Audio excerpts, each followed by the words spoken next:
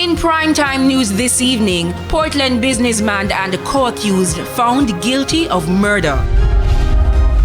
DPP seeks death penalty for triggerman in murder of Soraya Powell and her mother.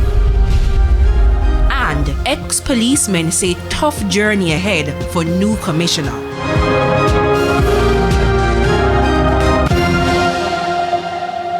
Good evening and welcome to Primetime News. A special welcome to our viewers on TVJ International, that's in the Cayman Islands. And if you're watching online at onespotmedia.com, I'm Herman Green. And I'm Janella Precious with a preview of what's to come in business news. Here's Andrea Chisholm. Janella, it's a Wednesday, so I'll have your latest gas prices. Plus, Jamaica's trade deficit has decreased. Those and more in the business day. All right, thank you, Andrea. From Andrea, we go to Jordan for a preview of what's to come in Primetime Sports. Jordan?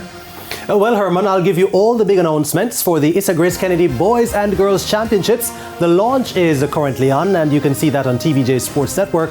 But of course, we'll keep you in touch with what's going on right here as well. And there's a captaincy change pending for the Jamaica Scorpions. I'll tell you more about that in Primetime Sports a little later on. Apart from Olympics, my other favorite time of the year is champs. Yes. Now, Romain is also here with a preview of what's to come in the weather report and forecast.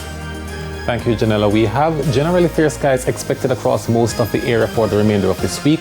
And we also have an increase in wind speeds, especially across coastal areas.